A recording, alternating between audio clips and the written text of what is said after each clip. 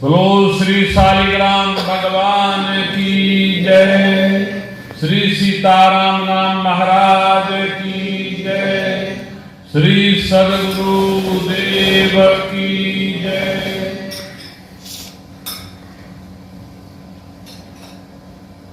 गुरुवार तो कल था ना?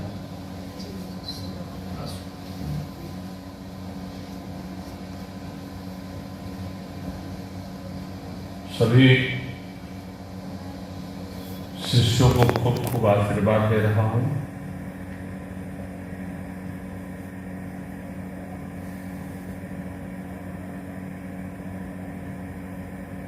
जो शक्तिपात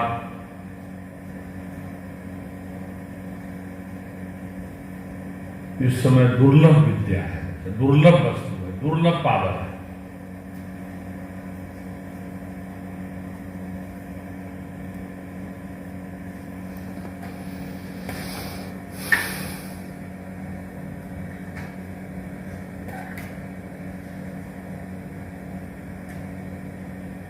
ये दुर्लभ पावर बड़े भाग्यवान तन पावा।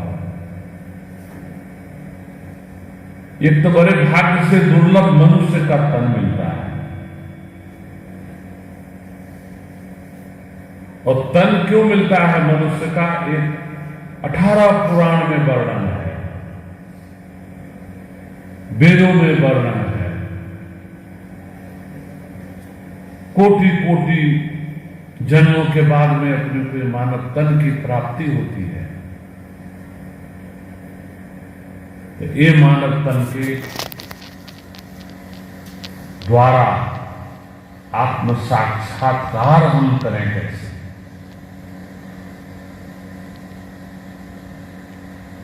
ये सिर्फ इतने के लिए मिलता है मानव तन कि इसके लिए साक्षात्कार हम कैसे करें। और एक दुर्लभ विद्या कहां प्राप्त हो, क्योंकि वैसे साक्षात्कार नहीं हो सकती है।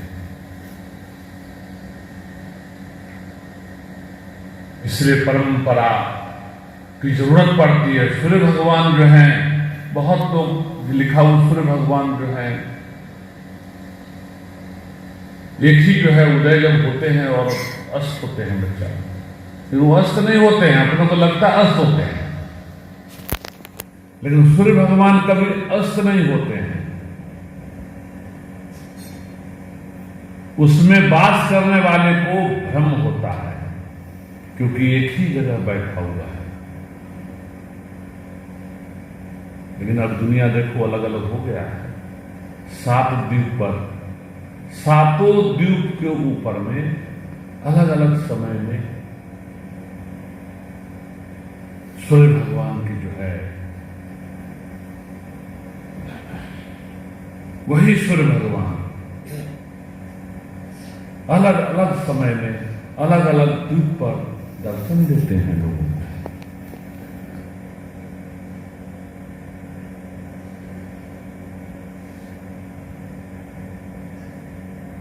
और वो दर्शन अपने तन को कितना, आत्मा को तृप्त और तन को कितना मजबूत बनाता है। उसी तरह से जब अपने कई जन्मों के द्वारा जब हमारा शक्ति जागृत होती है,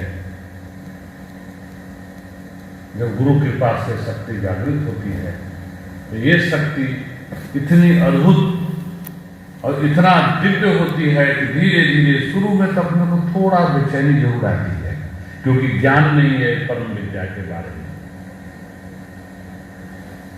परम विद्या के बारे में आपने खोजा नहीं, कभी खोजे नहीं, खोजना नहीं पड़ा। मामूली यूट्यूब किए, यूट्यूब पर मिल गए।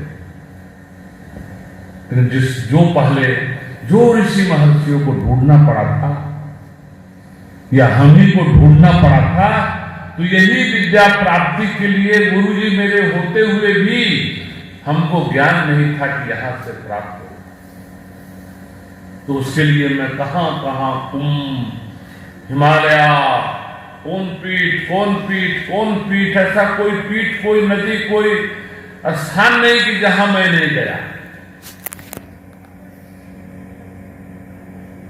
लेकिन गुरु कृपा जब बरसी, पलक में एक ही दिन में प्राप्त हो गया।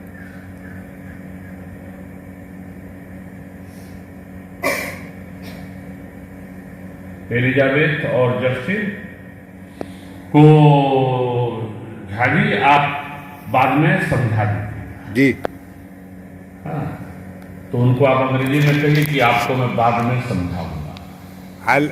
I'll explain both of you everything. I'm recording it and I'll explain everything to you. Okay? हाँ हाँ। तो आप लोग कितना भाग्यशाली हो, कितना दिव्य आत्मा हो कि सहजता में परम विद्या प्राप्त हो जाता है। लेकिन अपने लोग कितना ग्रसित हैं माया में कि विद्या प्राप्त होने के बाद हम सोचते हैं अपने कि हमारा दुकान नहीं हो रहा है या नौकरी नहीं हो रहा है। अरे ये विद्या प्राप्त होने के बाद तो सब कुछ त्याग देना पड़ता है, सब कुछ त्याग देना पड़ता है। लेकिन तुम्हारे गुरुदेव में, तुम लोग के गुरुदेव में मैं ही हूं, तो मेरे में थोड़ा कहीं न कहीं होता कि नहीं ये बच्चा दो पैसा कमाएगा तो आश्रम में ध्यान रखेगा। तो कभी कभी मैं सोचता हूं तुम लोग का दोष नहीं है, गुरुदेव की, बड़े गुरुदेव की या गुरुदेव की होगा, ये बच्चा लोग जरा सुखी हो जाएगा तो अपने माता पिता की सेवा करेगा।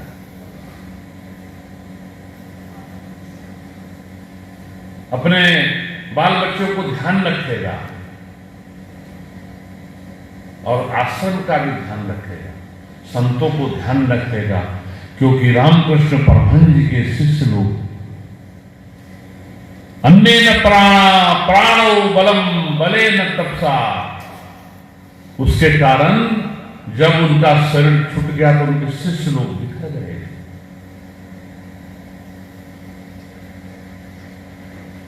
इसीलिए शाकंभरी नवरात्रा है, यही शाकंभरी नवरात्रा जहां अन्न का जो है मां अकाल पड़ गया था चारों तरफ। वो अकाल होने के बाद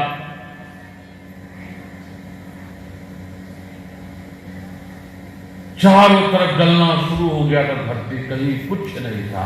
तो वही कुंडलिनी मां, वही मां सीता, क्योंकि सीता जी जमीन से प्रकट हुई है, तो वही कुंडलिनी मां मही मूलाधारे किमपि मणिपुरे हुतवहम, मही मूलाधारे किमपि मणिपुरे हुतम।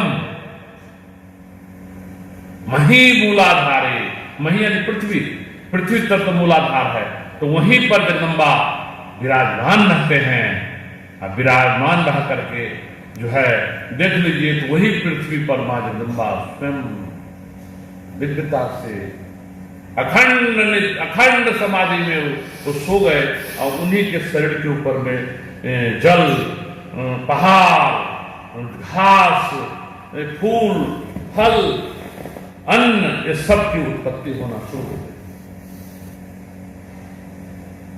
और जो बचे खुचे महर्षि लोग थे, सप्त ऋषि थे या जो है 24 ऋषि हैं, वो सब थे, वो सबको जो है ये सबके कारण थे। जितना गोत्र है उतना ऋषि है, समझ लेना। तो आप लोग इसीलिए भाग्यशाली हो कि आप लोग का परंपरा का मतलब गोत्र है। क्या है? गोत्र है। जिसका नहीं गोत्र है उसको हम लोग अपने गुरु परंपरा में ले लेते हैं, गुरु गोत्र देते हैं, याद नहीं है इसके लिए।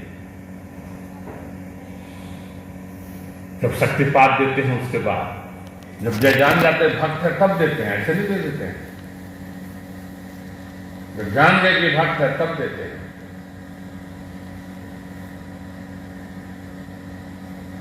तो वही इसी में आप लोग चिंतन करिए कि आपके घर में धन धान्य था।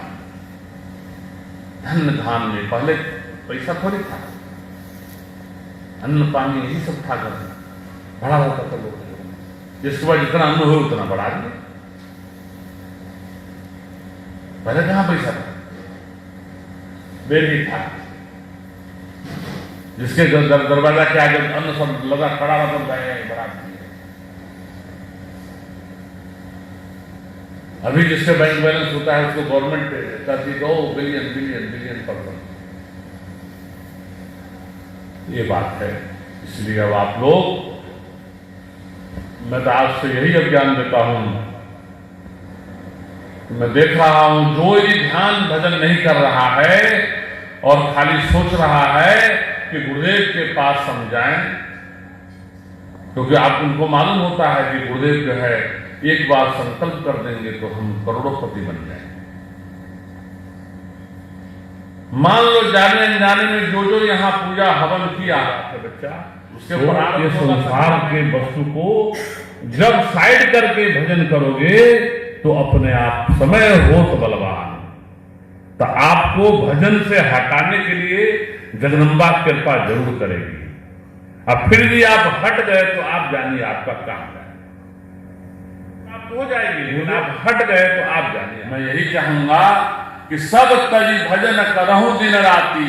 एक हमारे भक्त थे, उन्होंने कहा कि गुरुदेव बोला ऐसा प्रार्थना करो कि सब तजी भजन करहूं दिन राती। तो उसमें भी कितना धन मिला वो मुझे नहीं बताया कभी। कष्ट कितना मिला वो मैं देखा। उनको तुम लोग भी जानते हो, जो अपना शिष्य है, जिनको मैंने कहा सब तरी भजन करो दिन राती। क्या प्रबंधन रहा है, कहीं बोल रहा हूं मैं।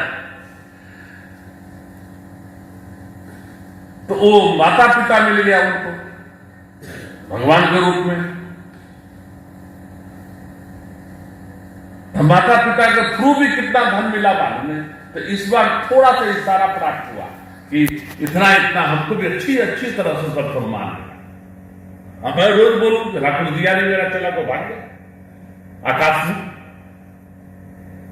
तो ये सब होती है बच्चा। और मेरा तो अपना कार्य ऐसा रहता है कि जो जो करके आता हूं तो मुख्य चेला को बता देता हूं। ये भी खूब आत्मा से दुखी था बेटा के लिए नरेश, समझा रहे बच्चा राहुल राजी जी गुरुदेव। बहुत आत्मा से दुखी था बच्चा के लिए। हाँ। तो इसकी वाइफ खूब भक्ति करती थी, तो उसको दिया पहले बेटी। तो इसके एक तृप्त नहीं हुआ, थोड़ा बड़ा कहे क्यों, सही बात है, सोचा कि और बेटा हो जाता। तो इसको एक बेटा हुआ, अभी अभी हुआ, 1 महीना हुआ। कितना दिन हुआ, कहाँ है वो, यही है ना, बहुत अच्छा। 1 महीना हुआ है। तो मैं भी इसको नियम होता है बच्चा, क्योंकि पुत्र यज्ञ से आता है। जो भक्त होते हैं ना उसको यज्ञ से प्राप्त होता है, धार्मिक कार्य से प्राप्त होता है। तो मैंने कहा कि ऐसा करना 12 महीने में 12 साल तक 4 बार यहां अनुष्ठान करना। कितना, जितना मुन्ना अपना किया है, मुन्ना किया है। हाँ बताऊं, उधर बड़ा आदमी हो गया अपना, इधर उधर रहता है तो बोलता नहीं मैं कुछ भी, लेकिन वो 4 बार अनुष्ठान किया है। मेरे साथ बहुत गया हुआ है, ले लेकर के गाड़ी में बहुत लोग घुमा हुआ है। अब जिम्मेदारी थोड़ी बढ़ गई, माता पिता बीमार रहते हैं, घर में कोई ध्यान देने वाला नहीं है, तो बात अलग रही। क्यों मुन्ना, तो 12 महीना 12 बरस तक किया ना खूब सेवा यहाँ, 4-4 बार 5-5 बार रहा, 6-6 बार रहा, 15-15 एक महीना में 15-15 दिन अनुष्ठान किया, दोनों पति पत्नी।